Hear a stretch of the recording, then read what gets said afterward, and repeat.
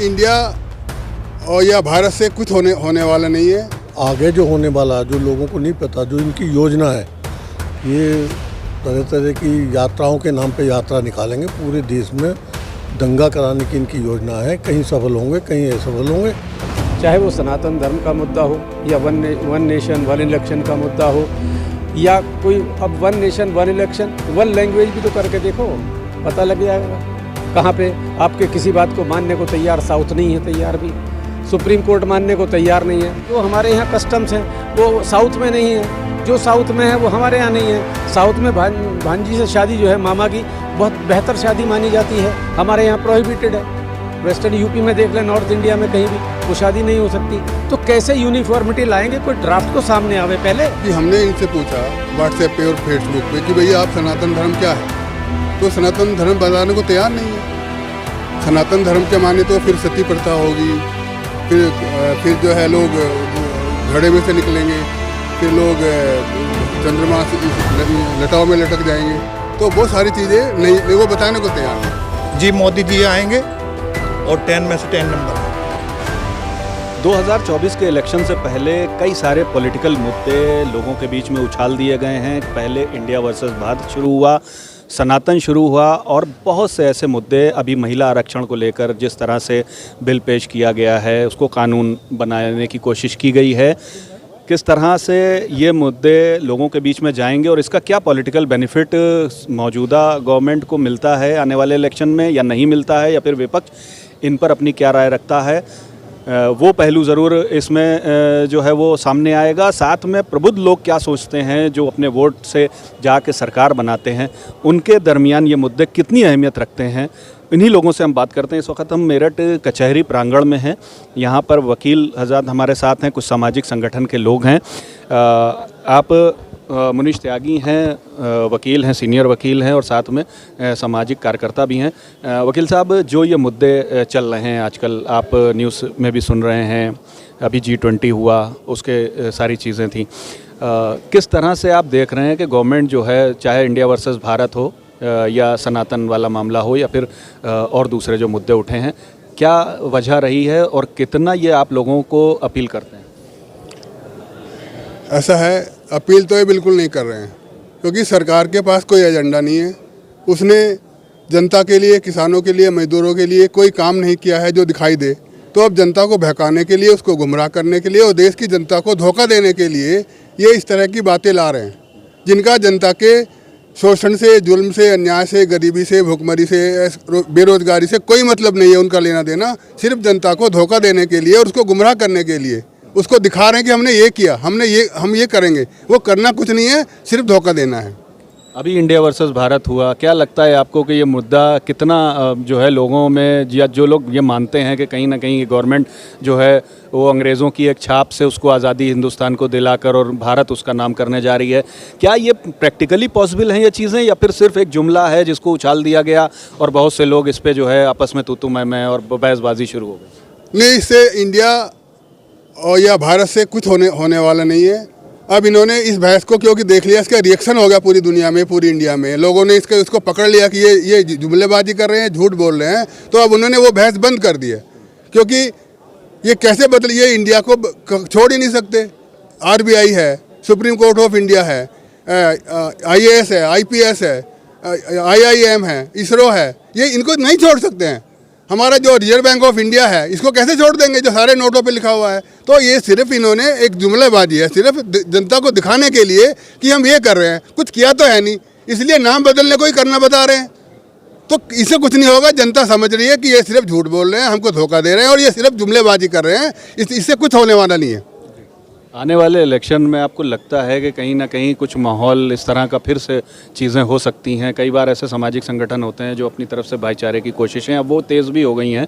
क्या माहौल जैसा बना हुआ है या फिर आने वाले वक्त में, क्योंकि इलेक्शन के वक्त में ये बहुत सारी चीज़ें हो जाती हैं, कई बार जो है वो पोलराइज़ करने के लिए बहुत सी चीज़ें की जाती हैं। ख़ासतौर पर उत्तर प्रदेश की हम बात करें तो इन मौक़ों पे कई चीज़ें देखी गई हैं, चाहे वो यात्राएं हों, उसमें कुछ हंगामा हो गया या फिर कुछ जुलूस निकले, तो इस तरह के मुद्दे भी क्या लोगों के बीच में जाते हैं, वो भी पोलराइज़ कर देते हैं लोगों को? बिल्कुल पूरा समाज पोलराइज हुआ पड़ा है और बेहद डरे हुए हैं लोग। दहशत का माहौल है।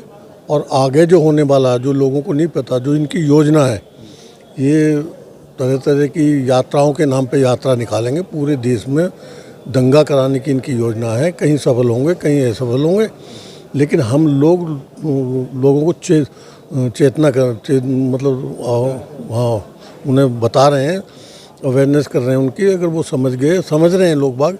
और इनका तो यकीन कोई बिल्कुल नहीं कर रहा। जिसका मुखिया प्रधानमंत्री ही सो झूठ रोज बोलता हो, उनकी किसी भी बात पर कोई यकीन नहीं कर रहा। हम तो पढ़े लिखे समाज के अग्रणी लोग हैं। आप किसी भी साधारण आदमी से पूछ लीजिए, कोई इनकी बात पर यकीन करता हो।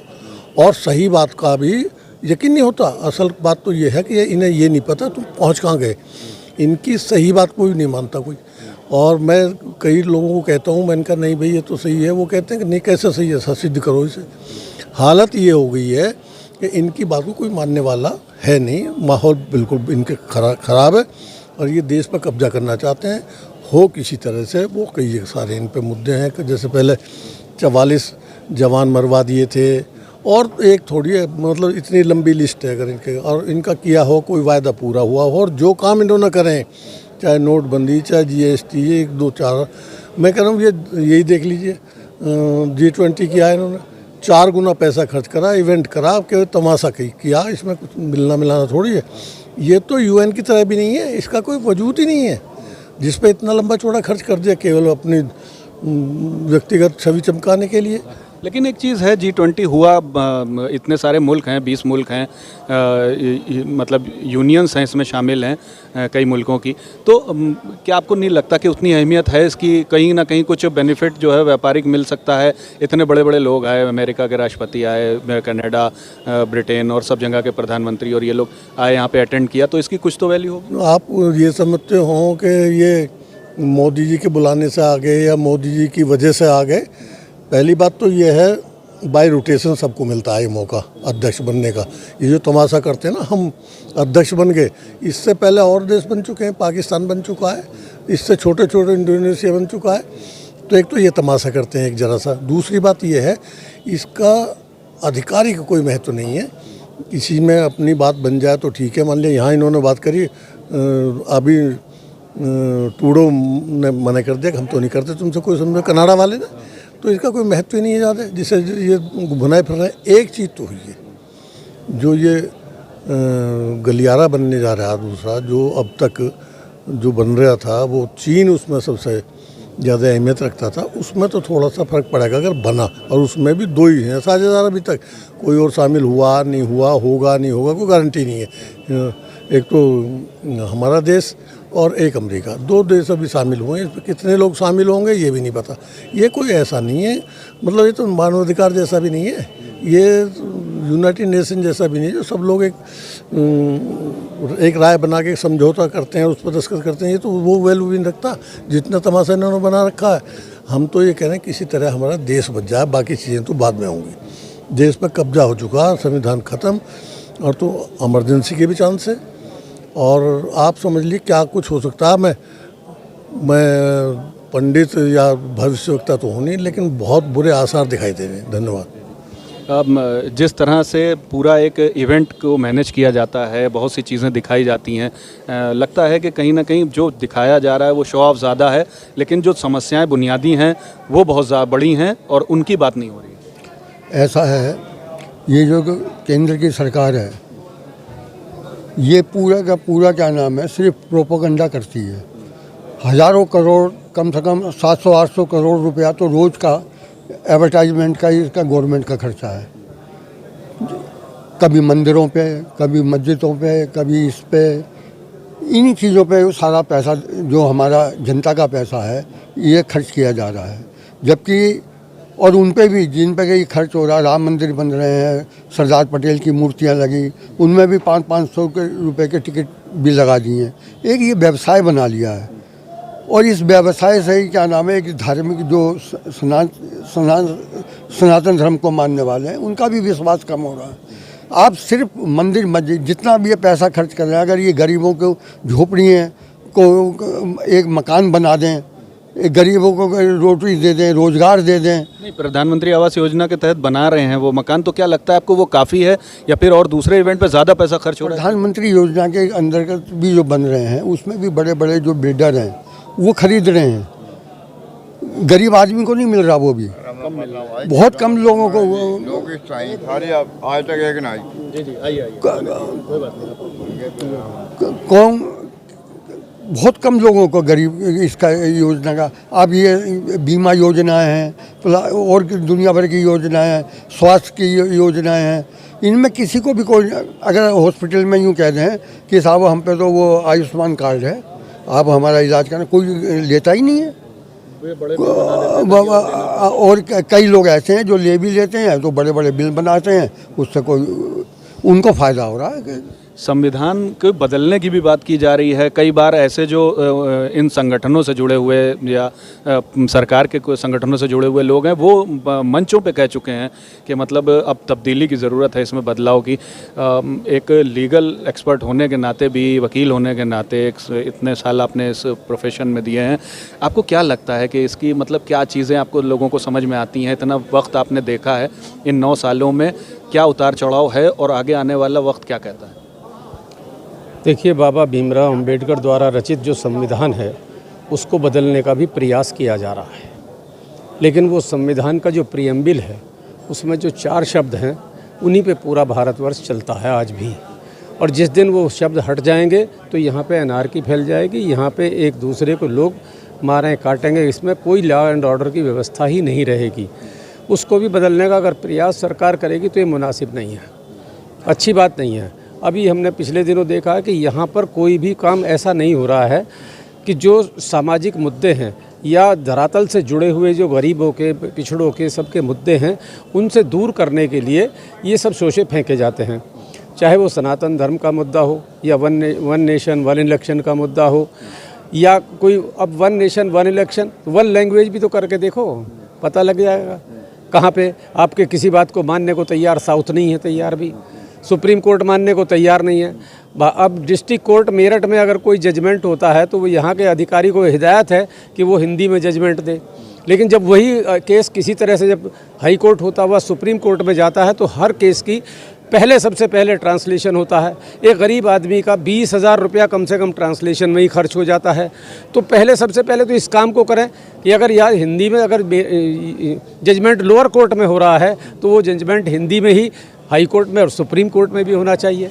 तो पहले ये सब बातें एक जुमला है, ये इलेक्शन बाजी का स्टंट होता है। जो बात आपने कही वन नेशन वन इलेक्शन, इसमें करने में भी बहुत प्रैक्टिकलिटी नहीं, इसलिए क्योंकि कई स्टेट्स के इलेक्शन कई बार ऐसा होता है कि कोलिशन गवर्नमेंट बनती है और बीच में 1 साल में वो गवर्नमेंट टूट गई तो फिर वो 4 साल आगे के जो बचे हैं उसमें किस तरह से गवर्नमेंट बने? दोनों बातें हैं। 4 साल उसके जो गवर्नमेंट के बचते हैं उनको क्या 4 साल तक इंतज़ार करेंगे, वहाँ पे प्रेसिडेंट रूल रहेगा, या जिस अभी इलेक्ट हुए हैं बाकी इलेक्शन पूरे आ गए हैं, एक गवर्नमेंट अभी बनी है वो एक साल बाद ही टूट जाएगी।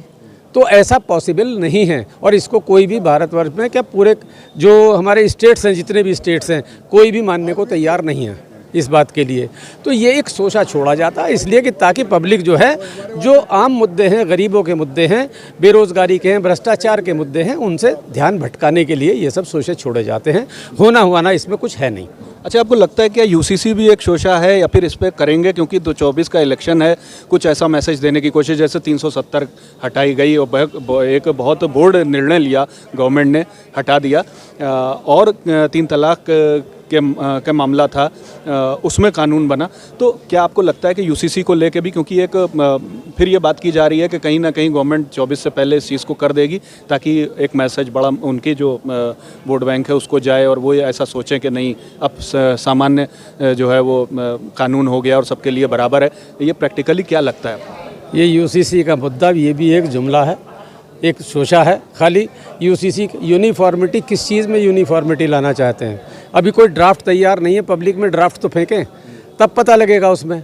हमारे यहाँ इतने मज़हब के लोग रहते हैं, यहाँ पे डाइवर्सिटी इतनी है कि कोई किसी बात को मानने को, जो हमारे यहाँ कस्टम्स हैं वो साउथ में नहीं है, जो साउथ में है वो हमारे यहाँ नहीं है। साउथ में भांजी से शादी जो है मामा की बहुत बेहतर शादी मानी जाती है, हमारे यहाँ प्रोहिबिटेड है।